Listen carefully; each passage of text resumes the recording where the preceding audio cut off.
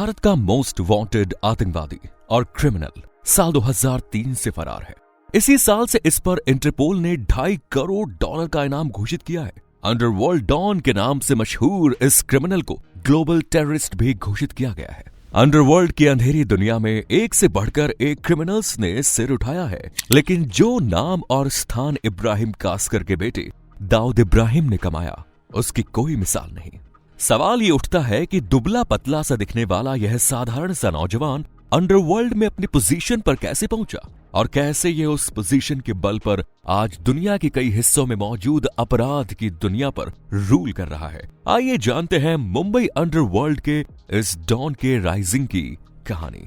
Mumbai police की crime branch में कार्यरत हेड कांस्टेबल इब्राहिम कास्कर मुंबई के नागपाड़ा में डोंगरी के जत गांव में अपनी फैमिली के साथ रहा करते थे। उनके परिवार में उनकी पत्नी अमीना बी के अलावा उनके 12 बच्चे थे। उनकी वाइफ अमीना एक हाउसवाइफ थी। दाऊद इब्राहिम का जन्म हुआ 26 दिसंबर साल 1955 को महाराष्ट्र के रत्नागिरी स्थित खेड़ में एक कोंकण मुस्लिम परिवार में।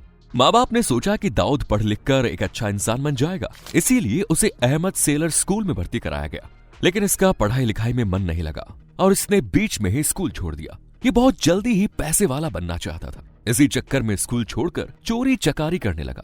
दाऊद इब्राहिम और उसके भाई एक्स्ट्रा टेशन में रहा करते थे। इतना ही नहीं, ये लोग मोहल्ले में दादागिरी करने के अलावा मोहल्ले के बाहर के एरिया में भी जाकर गर्दा उड़ाने लगे। इन लोगों से कोई भी उलझने की बजाय बचने की कोशिश करता था, क्योंकि सभी जानते थे कि इनका बाप पुलिस में है। 1960-70 के दशक की बात करें तो उस दौर में मुंबई पुलिस भी अंग्रेजों के जमाने की बनाई हुई बिल्डिंगों में काम कर रही थी। पूरी मुंबई में पुलिस स्टेशन की संख्या भी लगभग 35 थी। अपराध के रास्ते पर आगे बढ़ने के लिए दाऊद इब्राहिम और उसके भाइयों को किस तरह बैकअप मिलता था, इसे जानने के लिए वीडियो को कंटिन्यू देखते रहिए और चैनल को सब्सक्राइब करके नोटिफिकेशन बेल को जरूर ऑन कर दें। उस दौर में मुंबई क्राइम ब्रांच को एसीपी लेवल का ऑफिसर हैंडल करता था और लगभग 100 से 125 पुलिस कर्मियों का बल इसके अंडर में हुआ करता था। और इसी पुलिस फोर्स में दाऊद इब्राहिम का बाप हेड कांस्टेबल की हैसियत रखता था। उसका एसीपी से डायरेक्ट कनेक्शन था। इस बात का पता उसके बच्चों को था, जिसका वो भरपूर फायदा उठाते थे। दिनों दिन उनके हौसले बुलंद होते जा रहे थे। एक्चुअली होता ये था कि इब्राहिम ब्रदर्स बेहतरीन कपड़े पहनकर टिप टॉप स्टाइल में घर से निकलते थे, रोमियो बनकर घूमते थे, आवारा गर्दी करते थे और इधर उधर उछल कूद करने, लड़ाई झगड़ा करने के साथ साथ जब रात होती थी तो लोगों के घरों में हाथ साफ करते थे और माल बनाते थे। जब कभी पकड़े जाते थे तो अपने पिताजी के क्राइम ब्रांच में होने का हवाला देते, पुलिस अफसर पर धौंस जमाते। उस दौर में पुलिस वाले भी इन लोगों के अपराध को गंभीरता से लेने के बजाय इन्हें समझा बुझाकर छोड़ देते थे।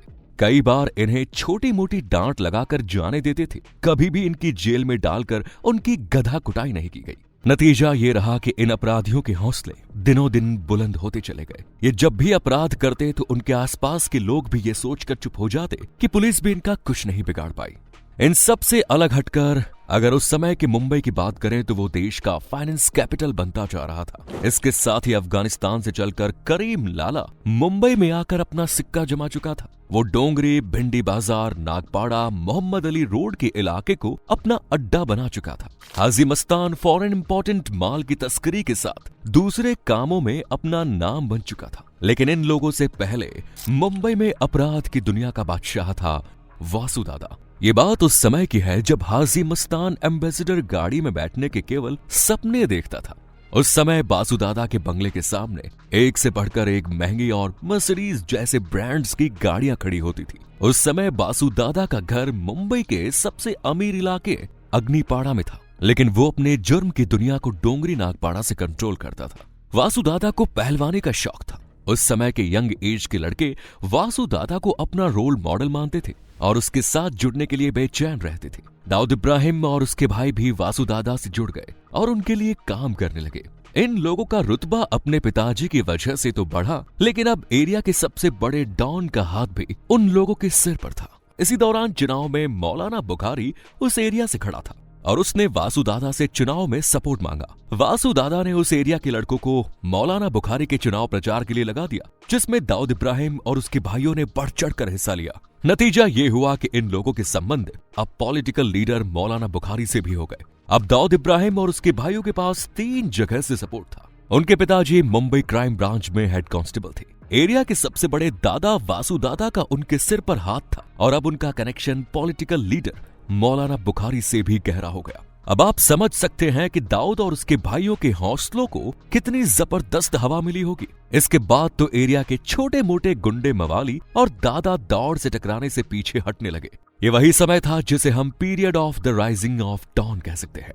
कल तक पुलिस वाले जिन्हें स्टाफ का बच्चा समझकर छोड़ देते थे, अब वो जुर्म की दुनिया में पुलिस वालों का बाप बनने जा रहे थे। 80 का दशक आते आते ये लोग अपराध की दुनिया में अपना सिक्का जमाने लगे। इसी दौरान इस पूरे एटमॉस्फेयर में एसीपी रणवीर लेखा का नाम सामने आया। एसीपी रणवीर गैंगस्टर्स के बीच अपनी घुसपैठ बनाते, उनसे संबंध बनाते थे। फिर सभी के राज जानने के बाद दो गैंग को आपस में एक दूसरे से लड़वाने का काम करते। इसका नतीजा ये होता कि लड़ाई में एक गैंग तो खत्म हो जाती और दूसरा जेल चला जाता। कुछ इस तरीके से एसीपी रणवीर का मकसद भी पूरा हो जाता था। इसी दौर में पठान गैंग और इब्राहिम ब्रदर्स के बीच भी झगड़ा शुरू हुआ। इसके नतीजे में पठान गैंग जेल चला गया और इब्राहिम ब्रदर्स बेल पर बाहर रह जाते थे। इब्राहिम ब्रदर्स पर केस की संख्या बढ़ती जा रही थी। इसकी वजह से उनके टेरर का मॉड्यूल भी डेवलप होता जा रहा था। एक समय वो भी आया जब एक बैंक रॉबरी में इब्राहिम ब्रदर्स ने हाथ साफ किया, लेकिन जब पकड़े गए तो पुलिस डिपार्टमेंट में उनके पिताजी की इज्जत की धज्जियां उड़ गई।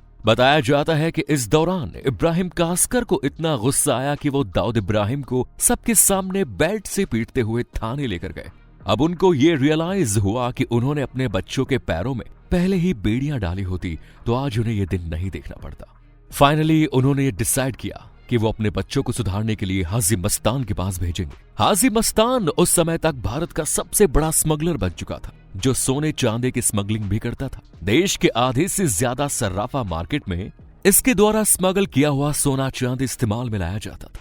आगे चलकर खालिद पहलवान और वासु दादा में झगड़ा हो गया। इब्राहिम ब्रदर्स ने वासु दादा का साथ देने के बजाय खालिद पहलवान के साथ खड़ा रहना ज्यादा सही समझा, क्योंकि इन लोगों को खालिद पहलवान का पालन ज्यादा भारी लगा। आगे चलकर साल 1975 में पूरे देश में इमरजेंसी लागू हो गई। इमरजेंसी खत्म होने के बाद जयप्रकाश नारायण ने हाजी मस्तान से स्मगलिंग का धंधा छोड़ देने के लिए कहा। हाजी मस्तान ने इस काम को छोड़ा।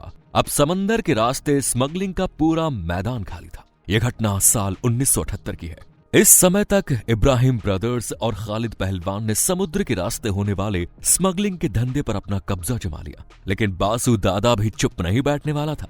किसी बात को लेकर वो दाऊद के बाप इब्राहिम कास्कर से उलझ बैठा और उसने उनका अपमान कर दिया। अपने बाप के अपमान का बदला लेने के लिए दाऊद इब्राहिम और उसके भाइयों ने वासु दादा के घर धावा बोला। सोडा बॉटल और दूसरी चीजों से इन लोगों ने वासु दादा को इतना पीटा कि उसकी मौत ही हो गई। वासु दादा के मरने के बाद दाऊद इब्राहिम का कद और भी ज्यादा बढ़ा। इस लाइन में उनका एक कॉम्पिटिटर कम हो गया। दूसरा, खालिद पहलवान की नजर में इब्राहिम ब्रदर्स का रुतबा और भी बढ़ गया और वो इनका एहसानमंद हो गया। इब्राहिम ब्रदर्स के क्राइम वर्ल्ड की सबसे बड़ी दल खालिद पहलवान बना। दाऊद इब्राहिम तक पहुंचना अब उसके दुश्मनों के लिए बहुत मुश्किल हो गया। इस बैकअप सपोर्ट के सहारे दाऊद इब्राहिम ने डी कंपनी की शुरुआत की, जो एक्सटॉर्शन, स्मगलिंग और जैसे दूसरे धंधे करती थी। साल 1980 तक डी कंपनी ने अपना रुतबा इतना बढ़ा लिया कि पहले से एस्टैब्लिश्ड पठान गैंग को अपने लिए खतरा महसूस होने लगा। इसीलिए उसने इब्राहिम ब्रदर्स को ठिकाने लगाने का काम शुरू किया और इसकी शुरुआत की इब्राहिम ब्रदर्स की गैंग को लीड कर रहे साबिर कास्कर की हत्या से।